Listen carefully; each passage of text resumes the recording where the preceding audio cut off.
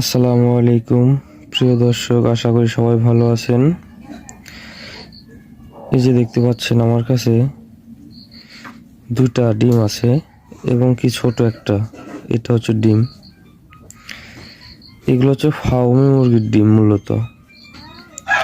এই যে দেখেন, ফার্মি মুরগির 20 ডিম। আমার এখানে ফার্মির 5টা মুরগি আছে এবং একটা মোরগ আছে। 5টা মুরগির সাথে একটা মোরগ রাখা আছে। এগুলো 20 ডিম। হঠাৎ করে বেশ কিছুদিন ধরে ডিম পারতেছে।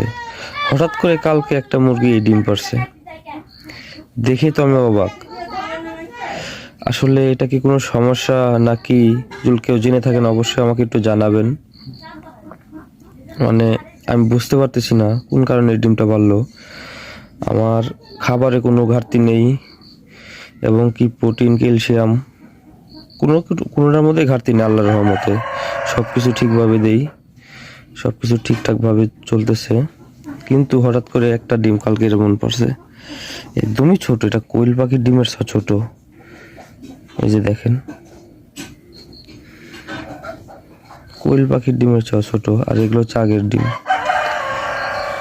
কালকে টোটাল ডিম পারছে 3টা। 3টার মধ্যে এই 2টা, এই একটা।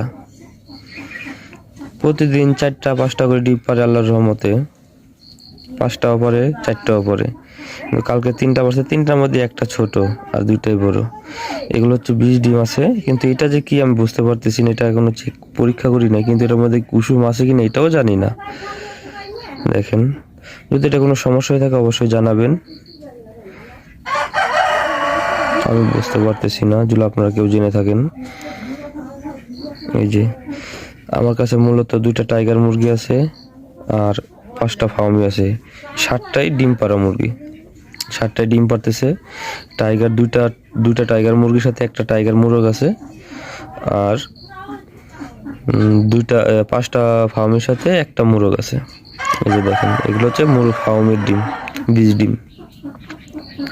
আল্লাহর রহমতে আমি একটা ইনকিউবেটর বানাইছি। ওইটাতে চিন্তাধারা আছে আমি বাচ্চা ফুটাবো। এখন দেখি আল্লাহ পাক কি রাখছে। আমি নিজেই বানাইছি। অবশ্যই অন্য আরেকটি ভিডিওতে আপনাদের ওই ইয়াটা আমি দেখাবো, আমার বানানো ইনকিউবেটরটা দেখাবো ইনশাআল্লাহ।